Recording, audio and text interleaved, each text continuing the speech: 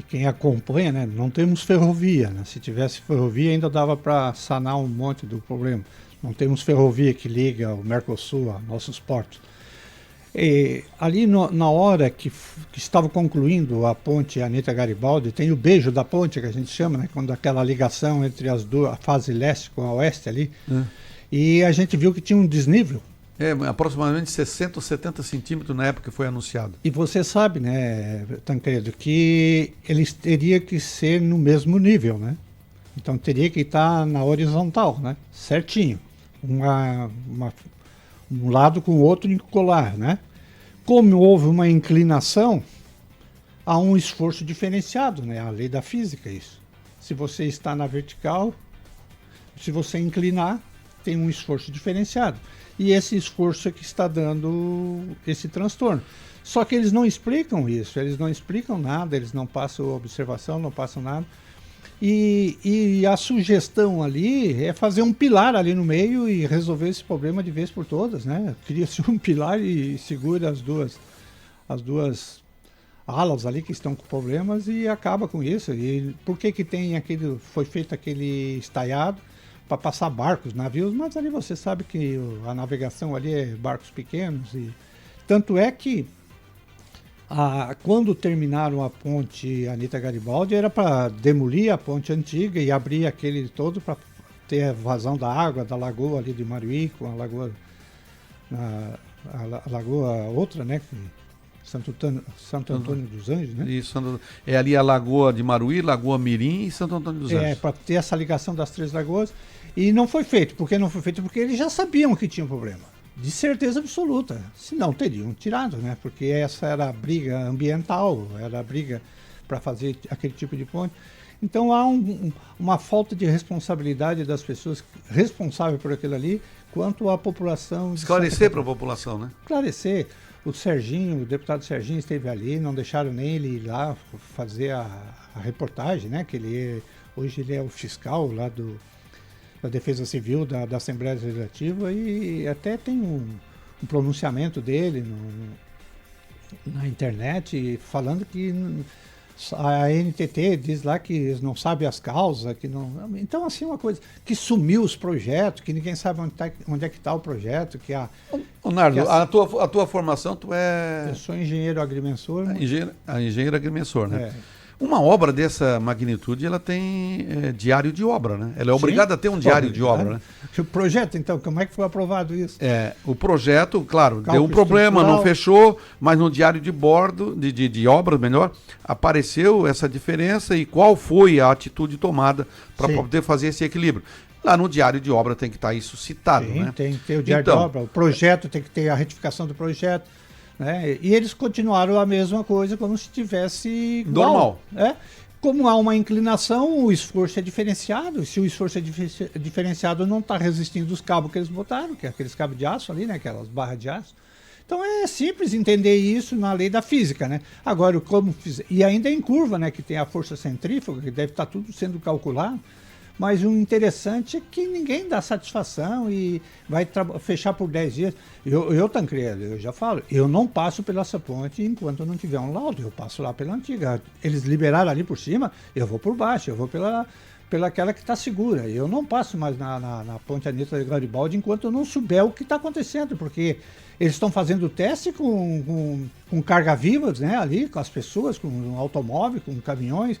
Estão fazendo teste, porque se eles não sabem, como é que eles deixam passar por cima daquela ponte? Para dar satisfação para o eleitor agora em época de eleição? No dia 30 agora, nós tivemos na quinta-feira, já um pronunciamento da CCR Via Costeira, já confirmando os 60 dias, né, de continuidade de fechamento da ponte Anita Garibaldi, né? Para um motivo, para poder fazer o monitoramento, né, e ver porque eles chegaram a fazer uma retificação, o que aconteceu em 2022, e aqui o Mário Mota também trouxe, entrou conosco aqui ao vivo, um alerta que ele fez um estudo, e lá apareceu em 2022 o mesmo problema, mas só que em pontos diferentes, de um outro lado, agora apareceu do lado de cá. Então, nos pilares, onde, né, os dois últimos pilares ali que sustentam a ponte. E ali, em 2022, foi detectado o problema. A ponte foi interditada um período e já logo resolveram, né? Seguida, Inclusive, ela foi interditada uma pista. Eles trabalharam com ela em movimento, de uma pista só, né, ida e volta. E agora, em 2026, aconteceu, deve ter sido mais sério, porque eles bloquearam totalmente a ponte, né? E foi assim, de uma quarta para quinta-feira. Uma hora.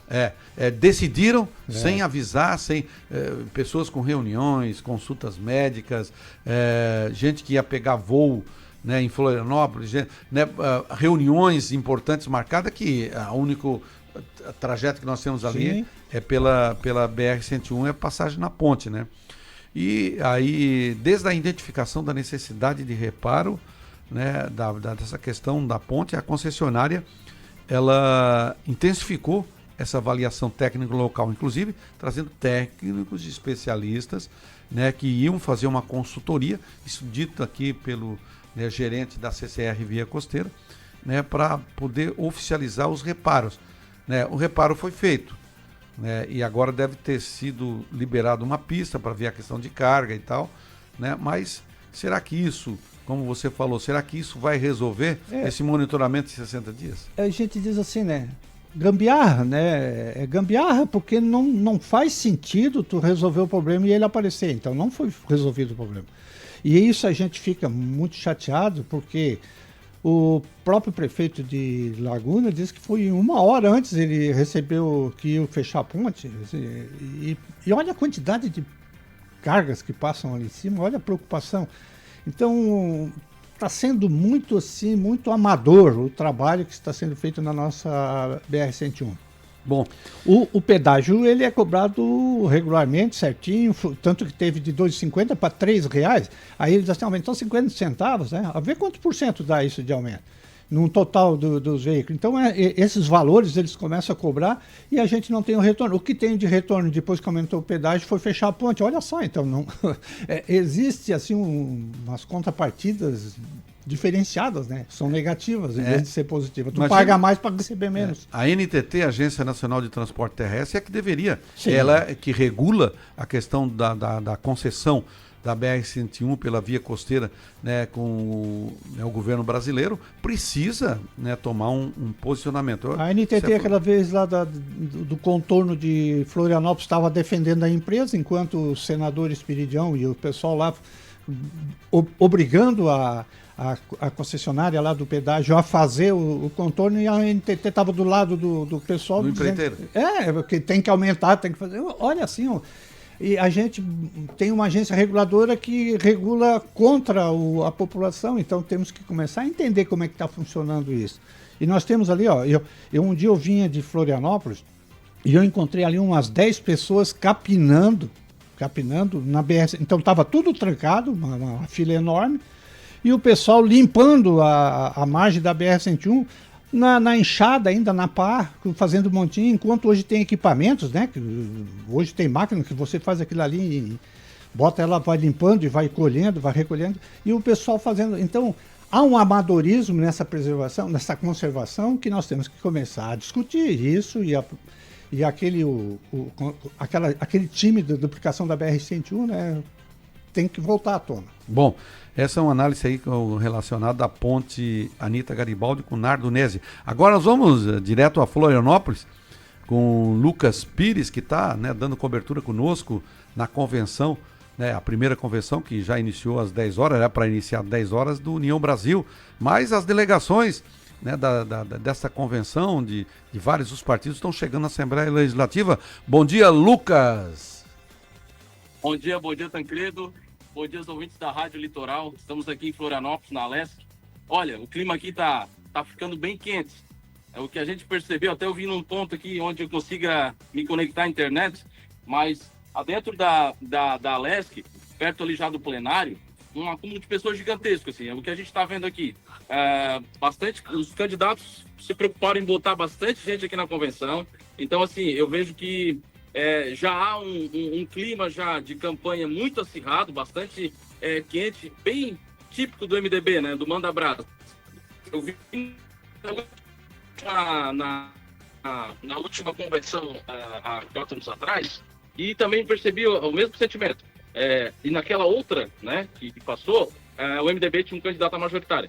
Mas essa convenção também está sendo marcada aí por bastante quantidade de gente aí que está vindo aí dar o pontapé inicial nas suas campanhas. Lucas, aí só para deixar o pessoal aqui da Rádio Litoral bem atualizado, a primeira convenção começa com a do União Brasil, né? Exato, Tancredo. Já está até começando já, tá? Começou às 10 horas aqui na LESC. Depois disso, começa a do MDB e a gente espera que daqui a pouco comece as aclamações aqui das candidaturas e o final já, correndo para o final das convenções aqui. Uma outra coisa que chama atenção, como eu te falei, tu chegou aí já no início na Assembleia Legislativa, a movimentação externa e agora a movimentação interna, né? A expectativa é de que possa lotar aí o plenário da Assembleia, né? Ô, Tancredo, eu vou pedir para te repetir que eu não consegui escutar. Eu digo, o volume de pessoas aí na Assembleia Legislativa, a expectativa é de que encha aí, né, o plenário, né, as galerias, né? Olha, a primeira vez que eu adentrei aqui, eu já percebi que o plenário já estava lotado, né? E não para de chegar gente, ó. Se puder virar um pouquinho aqui a câmera, ó, essa aqui é a entrada da LESC, né? Já, o acúmulo de gente já começa por aqui. A gente pode até vir um pouco mais para cá, ó. Para vocês ouvintes da Rádio Litoral, talvez só tá ouvindo, mas para quem está assistindo no portal, essa aqui é a parte inicial já da plenária. Então, tem muita gente aqui, muita gente mesmo. Então, o que a gente está vendo aqui é que esse número de pessoas aqui pode dobrar em poucos minutos. Ô Lucas, nós vamos fazer o seguinte, a gente encerra essa sua primeira participação daqui mais uns 10, 15 minutos. Se tu tiver alguém que vai participar da convenção, algum pré-candidato para a gente poder estar conversando, a gente depois daqui uns 10 minutinhos aí, a gente entra novamente contigo, pode ser? Pode, perfeito. Você que está aí nos assistindo, fique ligado. Daqui a pouco eu vou adentrar aqui, vou ver se eu consigo pegar algum pré-candidato aqui, para você ficar informado, ouvinte da Rádio Litoral.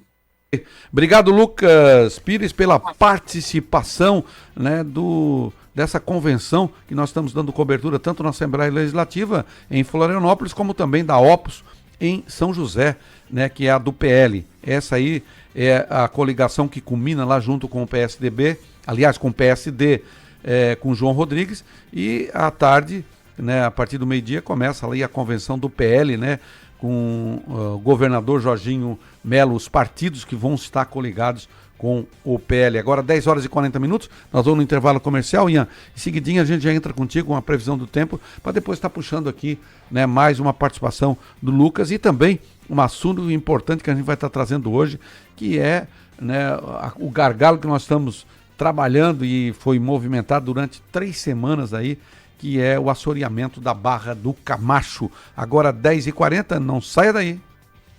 Você está ouvindo Resenha Litoral com Tancredo. A Copagro tem Isso aqui, isso não tem efeito nenhum. Como não tem? A inflação camuflada, né? Nós temos que entender isso.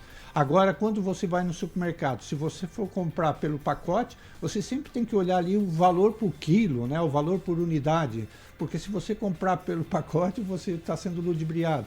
Essa maquiagem da inflação, a gente sente nos efeitos.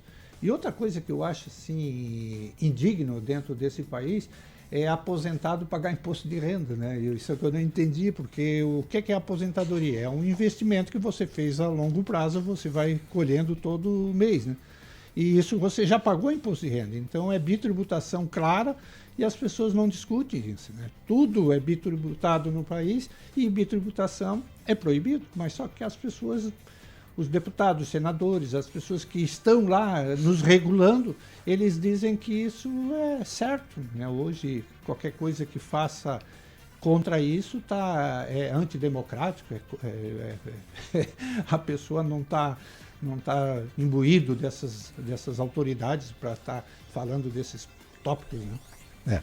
Um outro assunto aqui importante, a gente sai da questão da economia, mas é bom a gente já trazer também, porque o que nós observamos, essa semana nós tivemos aqui, divulgamos aqui na Rádio Litoral como informação, como notícia, que o PROCON e a Polícia Municipal prende mais de 1.000 produtos falsificados em Tubarão.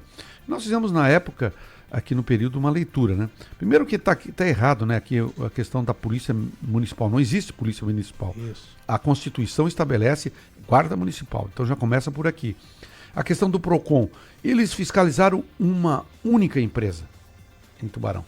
Ou das duas, uma, ou você faz um pente fino na cidade toda, ou você não vai só penalizar uma pessoa.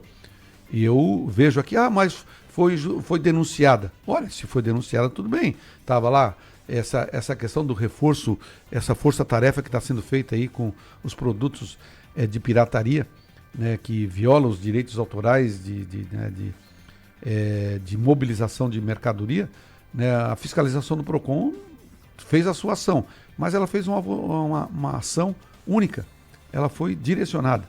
E essa operação, como falei aqui, que foi feito conjunto com a Guarda Municipal, né, as autoridades constataram a comercialização de produtos. Olhem só, apreenderam 1.187 peças de vestiários, acessórios, né, que imitavam grandes marcas globais. O prejuízo para a empresa é de R$50 mil.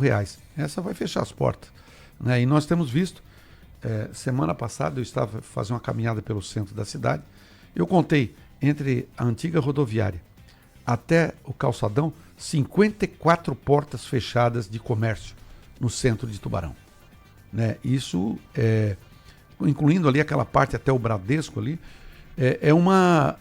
um alerta de que o comércio ele está pedindo socorro.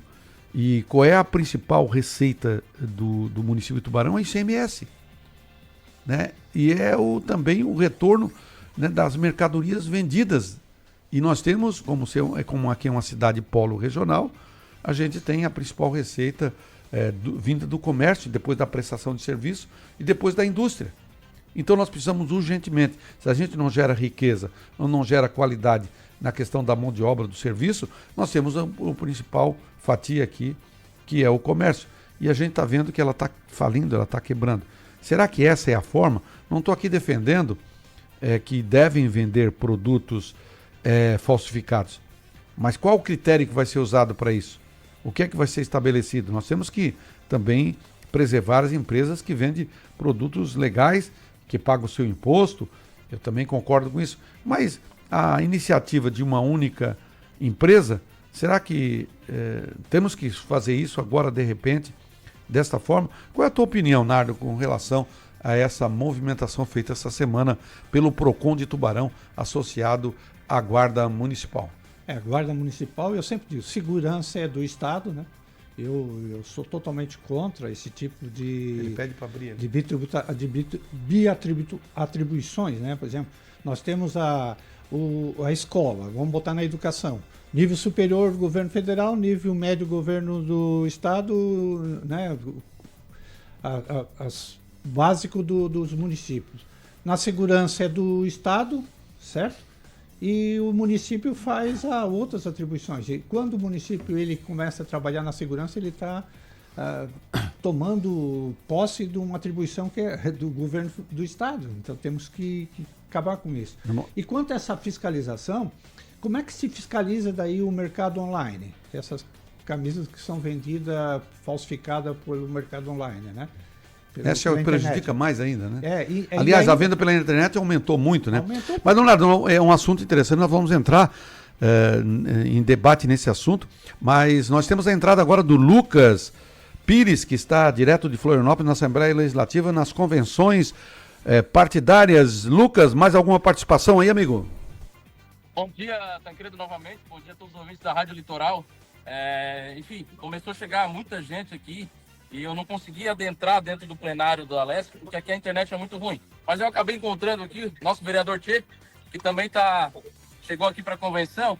É engraçado, estava falando aqui para ele agora que é a primeira vez na história, isso é histórico, né, para Santa Catarina, que é o cruzamento do sangue, né, que é o MDB, PSD, PP, tudo junto na mesma convenção e no mesmo projeto. Pergunta aí pro Tchê, porque o Tchê participou aqui conosco num programa de rádio. Ele que também tem definido aí os seus, agora pré-candidato e depois oficializado na convenção como candidato, a federal e estadual. Tchê, os teus candidatos estão aí prontos também? Tancredo, bom dia a todos. Estão aqui já se encontra aqui na casa, o deputado Júlio, o Betinho, estão todos aqui. Daqui a pouco nós vamos estar ali com eles ali. Ô Tchê, uma expectativa é de muita gente da nossa região participando dessa convenção, né? De várias lideranças chegando aqui de Tubarão, secretário Fabiano, vereador Everson, a casa tá cheia. Eu nunca vi a Leste assim tão cheia como tá aqui, tá bonito de ver. Ô Lucas, uma coisa que chamou a atenção também, né, Lucas, é a questão de que os pré-candidatos estão chegando com as suas comitivas, né? E você presenciou na entrada da Assembleia Legislativa já a movimentação de candidatos com seu time, né? Ô, Tancredo, então, já na hora que eu cheguei no estacionamento, eu vi ali bastante gente da Eliatriz, da candidata do MDB de Tubarão, bastante gente aqui também, do deputado Júlio também, já vi bastante do deputado Betinho Kirten, enfim, tá começando ainda tá chegando gente, o pessoal tá entrando aí na Leste. A expectativa aqui, eu conversando com algumas pessoas aqui, é que vai ser uma das convenções com mais participantes nos últimos anos aqui na Leste. Bom, ô Lucas, outra coisa que é para a gente tá perguntando aí, essa movimentação já dentro dessa convenção do União Brasil, já tem a definição, ela já foi encerrada, já tem a definição, porque logo em seguida já entra outra convenção, eles já têm definido a coligação e já quem são os nomes do União Brasil que vai fazer parte da chapa, né, de suplente de Senado, né, que foi o que foi estabelecido junto com o segundo candidato, né, porque Espiridion Amin e Antídio Lunelli, né, que também deu a preferência na chapa para o União Brasil. Tem algum nome já carimbado? Ô, Tancredo, começou agora, eles vão para votação agora. Os candidatos do Senado, eles já chegaram muito mais cedo, mas não conseguiram adentrar porque é muita entrevista. O Espiridion Amin, o Antídio Lunelli prestaram bastante entrevista aqui para os meios de comunicação, para a imprensa, e agora que eles conseguiram entrar, e agora que vai começar a parte da votação. Então tá, a gente te agradece aí pela participação, em seguidinha a gente já entra, né, retorna aí contigo por mais informações. Um alô aí, Abraço aí, Tancredo, tudo de bom? Passa aí, boa estadia aí em Florianópolis.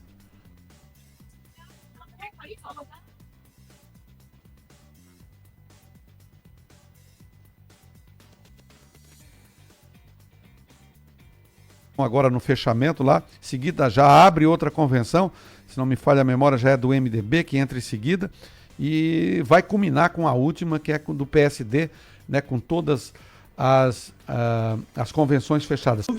E quanto a essa falsificação que você falou, que aqui a presencial é muito mais fácil fiscalizar do que via online, né? Como é que tu fiscaliza um produto que chega falsificado, né, via correio ou via Mercado Livre? Então temos que entender que essas coisas têm que ser bem pensadas. E aqui você prejudica diretamente o cidadão que está aqui vendendo. Claro que totalmente contra produtos falsificados, mas temos que entender que a fiscalização ela tem que ser feita para todos. E a nossa federação, nossa República Federativa, ela está muito contaminada nesse contexto. E tanto é que foi taxado os produtos, as blusinhas, né, e depois foi liberado. E essas tomadas de decisões prejudicam muito o comerciante. Por quê? Porque ele não tem como planejar o futuro. As coisas são mudadas de uma hora para outra e pega de surpresa, né? E ainda tem mais que as pessoas ainda não entenderam, são os impostos que vêm o ano que vem, né? A pagamento vai ser à vista, tá, pessoal? Não vai mais esperar 30 dias para pagar imposto. E isso também vai pesar muito na conta dos empreendedores, principalmente dos comerciantes. Bom, agora 11 horas e 11 minutos, 11h11, nós vamos ao intervalo comercial. O Comitê da Bacia do Rio Tubarão aí trabalhando bastante nesse princípio da preservação das águas, mas também do fluxo dela, como ela deve ser conduzida para o mar, né? E qual é a eficiência disso? Qual é o tamanho das galerias? Qual é o tamanho dos rios? Né? As aberturas que devem ser feitas, como o desenrolcamento lá da boca da barra, dos molhos da laguna, né? O desassoreamento da Lagoa Santo Antônio dos Anjos.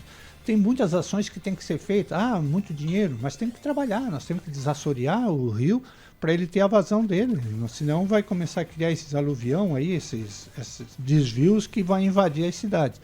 E esse planejamento com essas pessoas, eles estão no caminho certo, e eu acho que nós temos que planejar isso de uma forma coerente, assim como todas as valas e rios, as estradas também, para nós termos os fluxos andando condizentemente com a população que aqui habita. Bom, legal, né? Enquanto de um ponto a gente tem aí, né, a preocupação do El Ninho, também o Campeonato Mundial de Surf de Ondas Grandes ocorrerá na Laje da Jágua, né? Ele foi aberto agora dia 29 de julho, essa janela, e vai até 30 de novembro. Ou seja, naquele período do El Ninho, vai ter dias que o mar vai crescer violentamente, né? E foi estabelecida essa janela, abertura, né? E o Mormai Big Wire Alliance, né, marca o retorno da competição que estava inativa desde a Covid-19, quando começou a se disputar aqui, né, as grandes ondas na Jágua, parou em função do Covid-19 e tal. E esse ano, depois dessa movimentação que teve, da criação, né, da maior onda do Brasil, né, foi aprovado no Senado, foi anunciado pelo Espiridião Amin, né, parabenizando a cidade, já uma proposta feita pela Ângela Amin, quando deputada federal, né, de criar, né, esse rótulo para Jaguaruna, como tendo ali na Laje da Jágua a maior onda para surf no Brasil, né? E essa janela de espera, que iniciou na quarta-feira, dia 29, ela vai até 30 de novembro. Né? A proposta do campeonato é de que o local seja alternado anualmente. Então vai ter vários locais, são 3 etapas que vão ser feitas, né, de surf no Brasil. O critério de seleção utilizados para a definição dos atletas que vão participar desses campeonatos são Campeonato Mundial de Surf em Ondas Grandes, esse vai ter lugar para disputar, que ainda estão em atividades, campeão dos últimos eventos mais importantes do cenário nacional e mundial, também nos últimos anos, os melhores surfistas de surf de ondas grandes de remada, né, na atualidade no âmbito mundial, né, e com ondas também que vão ter, né, pessoas que têm dificuldade de surfar essas ondas, nem pensar em participar, porque essa competição vai ter um filtro, né, até pela questão da segurança, né, e vai ter também os critérios de masculino e feminino. Como lá no local não tem como estar, é em alto mar, vai ser criada uma estrutura, né? Essa estrutura de transmissão vai ser feita ao vivo pelo canal do YouTube do Movimento Big Waves Brasil e também pelo FECASURF, né? Que é a Federação de Surf, a Federação Catarinense de Surf, que vão transmitir e vai ser criado uma estrutura coberta com telões, né, para as pessoas poder acompanhar esse campeonato. Vejam só, desde quando startar essas grandes ondas, que elas ficam num período de semanas, né? Imagina só o deslocamento de atletas, equipes, né, de jornalistas, equipes que vão participar no assessoramento, né, turistas, simpatizantes do surf. Isso vai movimentar economicamente a nossa região. Vamos lá, só para você ter noção de quem vai participar, são 4, 6, 8, 10 surfistas de nomes mundiais vão estar aqui. O grande Tig Baker, que é da África do Sul, vai estar participando. O Nick Lamb, né, dos Estados Unidos. O Tom Love, da Inglaterra. Lucas Chumbo, do Brasil. Esse é conhecido, né? O Billy Kemper, do Havaí. O Kailen, também do Havaí. Pedro Calado, do Brasil. Nathan Florence, do Havaí. O William Bax, dos Estados Unidos. E Sebastian Correia, do Peru. Também Rose Beck, da Austrália. E Marco Polo, do Brasil. Já na categoria feminina, nós temos só uma única brasileira, mas vamos lá, são um total de 6 participantes. A Cat McNeil, dos Estados Unidos, Zoe Scheidt, né, dos Estados Unidos. Sem sombra de dúvida, nós temos aí a nossa Nazaré do Brasil, a Jaguaruna. Mas eu tenho sempre dito que nós temos uma preocupação grande que as pessoas que estão fazendo o evento têm que tomar ciência, que nós temos a APA da Baleia Franca e a ICMBio. Hoje, você sabe que Jaguaruna ali para fazer eventos na praia, para fazer essa movimentação, você sabe muito bem que o licenciamento aí é negado, né? Nós temos aí a faixa da APA da Baleia Franca que restringe muito a criação desses eventos, principalmente a hospedagem, onde vão parar esse pessoal, onde vão ficar. Nós temos que entender isso, porque você sabe a infraestrutura, bem, né? A infraestrutura e o licenciamento para fazer isso. Como você vai navegar essas ondas, né, com a APA da Baleia Franca aí restringindo movimentação na água, né? O ICMBio controlando, então tem que ter essa conversação para não termos uma vergonha mundial, né? Chegar aqui e ficar tudo travado porque não tivemos os licenciamentos, essas conotações que você sabe muito bem, como vem desde Ibituba até Passo de Torres, né? Passo de Torres não, até Içara, né? Que nós temos esse alinhamento aí da APA da Baleia Franca, essa conversação toda que tivemos, que vai fazer um efeito grande para esse pessoal. Porque a hospedagem, onde é que vão ficar? Essa questão da APA da Baleia Franca é importante, porque na semana passada nós tivemos aqui a participação da Giovana de Sá, né, que ela trabalha uma lei e conseguiu, dentro da Câmara Federal, um número suficiente para pôr a lei em votação, e a mesma lei tramita no Senado, também capitaneada pelo Espiridião Amin, né, dessa questão da mudança da linha, né, de reserva da APA da Baleia Franca, que precisa. Também teve aqui a Natália, doutora Natália conosco, que é especialista da área, e que elaborou parte do projeto junto com a Giovana de Sá, e ela também é especialista na área de REURB, né, tem publicações de livros, uma estudiosa especialista que nós temos aqui em Tubarão, que tem um conhecimento muito grande em nível nacional, né, e que está junto com esse processo de mudança da linha, né, de divisa aí da APA da Baleia Franca. Nós temos também a linha das áreas de APP, que tem que ter também preservada, mas que precisa ser melhor trabalhada, né, e fazer um processo. O ICMBio tem batido nessa tecla, né, para que possa trazer, né, dentro de um critério, né, e criou-se agora também uma normativa dentro da estrutura de legislação federal sobre a questão praticamente do REURB, porque foi tratado tudo isso e não considerando do REURB dentro da questão dessa APA da Baleia Franca. Sim. E nós temos a linha, como falei, de APP, Área de Preservação Permanente, e temos a linha da APA. Então precisa, e esses grandes loteamentos, essas glebas de terras que estão envolvidas em toda essa nossa orla, que aqui não é só morador nativo, não é só pescador, não é só quem veraneia, mas também tem lá uma vida, né? Tem comércio, tem serviço, tem indústria, tem tudo, e que precisa ser melhor trabalhado. Não vamos parar a economia, sem sombra, né, de dúvida. sem sombra de dúvida, sem trazer para a discussão, e principalmente os órgãos ambientais e na legislação que o governo federal vai estabelecer. Isso é importante, né, Nardo? Sim, aí olha a movimentação que vai ter, helicóptero, navio, barco, toda a mídia ali, ó, quanto de comunicação que vai ter, é o mundo que vai estar em Jaguaruna. E se o mundo está em Jaguaruna, o que nós vamos dar de retorno para esse pessoal?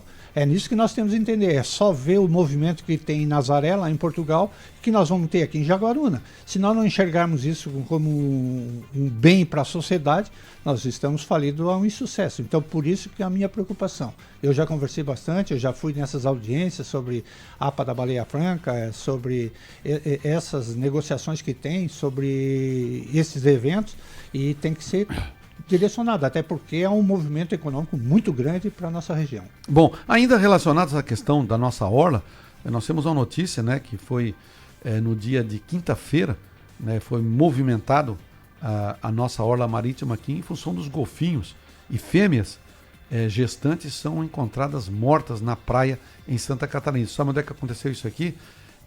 Na praia de Passo de Torres, né? 4 golfinhos encalharam sem vida na faixa de areia, né, lá em Passo de Torres. E a cena causou comoção melhor, entre os moradores, né? A equipe de projeto Educamar atendeu a ocorrência por meio do projeto monitorado, né, das praias da Bacia de Pelotas, MPMP, né, e realizou as necrópsias também nos animais, né? E que pertencem à mesma espécie do golfinho registrado aqui, conhecido na nossa região. Também, recentemente, no Rio Grande do Sul e no Uruguai foram encontrados, né, também alguns golfinhos desses, né, na orla, né, na areia dessa orla marítima, né? E as amostras também foram coletadas e para identificar a causa da morte, né? 2 golfinhos eram fêmeas gestantes com fetos em desenvolvimento, né? Os animais mediam em torno de 1 metro, 1,20 m até 1,80 m, né? E também um com 2,25 m. Grandes golfinhos, né? Os animais mediam, né, tinham essas medidas e foi a partir desse momento que são os adultos, né, os mais novos, né, os filhotes que foram identificados. A Prefeitura de Passo de Torres providenciou uma retroescavadeira para o enterro, né, enterrar, né, as carcaças desses golfinhos. Está aí, né, uma triste notícia, mas infelizmente é aquilo que a gente está falando aqui, né? A gente precisa, né, ficar com um olho na questão do desenvolvimento, mas com o olho na questão ambiental e também na segurança de tudo que está vivendo na nossa orla marítima. Agora, 11h34, nós vamos no intervalo comercial. Irã, MDB, deputado federal, presidente do MDB. Esperidião de senador. E o Antídio Lunelli com a segunda vaga de Senado. Então nós temos aí uma medição de forças, né? E temos um Merizio entrando aí porque você viu que o PT não lançou candidato. Está apoiando o Merizio. O Merizio é um que jogou já no PP, jogou no PMDB, jogou em tudo quanto é canto ali. Ele está ali no centrão, né? naquela circunstância. Então ele não tem divergência com ninguém nesse sentido e está recebendo o apoio da esquerda em Santa Catarina. Só para completar esse seu raciocínio, a do Merizio, que o dele é PDT, já foi feito a convenção, já está oficializado, Merizio na cabeça, a Ângela Albino de vice, né? Também o Décio Lima como senador e o Afrânio Bopré como o outro senador, né? Já está definido, eles já têm essa convenção já oficializada. As últimas convenções estão a partir de hoje, tem algumas nacionais que vão até o dia de amanhã, domingo, dia 2, e que culmina praticamente quase todas as convenções no país, né? E o Jorginho ali ainda tem o PSDB também, que está junto com o Jorginho. Então nós temos aí o novo, o PSDB, o Podemos, a convenção do Podemos, não sei, eu acho que o Podemos também vai com o Jorginho. Vai também. E nós temos ainda o PMDB, PSD, Progressista e União Brasil, que é a federação, que está junto com o João Rodrigues. Meu pensamento em política, eu penso assim, nós temos 2 forças antagônicas aqui, hoje o PT, né, e o PL em Santa Catarina. Então, um de esquerda, outro de direita. De direita. E essa junção dos partidos que nós tínhamos aqui, o MDB e a Arena, que é hoje o MDB e o PP, eles foram aglutinados. E isso nunca deu certo, né? Eu digo aqui em Tubarão, lá em Gravatal, em vários locais, nunca se juntou, né? E agora estão juntos. E eu fico pensando assim, poxa vida, se chegar lá no segundo turno, por que não houve uma junção de forças, né? Que se é o mesmo princípio, se é a mesma ideologia, por que não se juntam, né? E façam uma candidatura que tratem a população com mais dignidade? E essa convenção vai trazer isso, porque nós tivemos ali aqui em Tubarão, essa semana, a prestação de contas do PP Colasso e estava junto o governador Jorginho Mello. E o PP Colasso é do PP, Partido Progressista, que é da federação, né, junto com a União Brasil.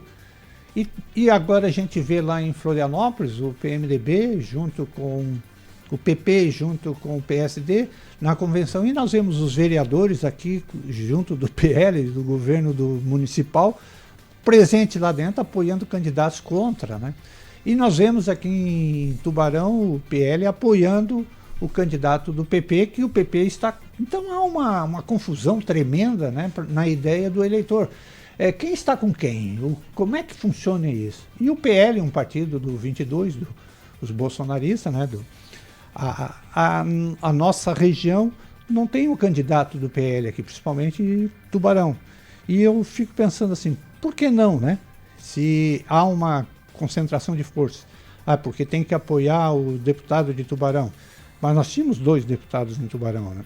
Então essa confusão na cabeça do eleitor, Zé Luiz, depois dessas convenções vai ficar muito aglutinada. Quem é quem está com quem? Então, para que partido? Então, nós temos que fazer essas candidaturas voluntárias, né, para acabar com os partidos, porque o partido hoje não está servindo para nada. Ou vai ser expulso. Porque hoje temos um candidato. Então, tem uma legislação que é a fidelidade partidária, que isso vai ser, ela está muito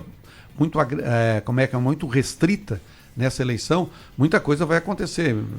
Tu não pode estar num palanque e depois subir no outro. Isso. Essas coisas aí vão, né, a fidelidade partidária vai ser cobrada. É o que você falou, não tem como explicar, né, algumas coisas politicamente que está acontecendo.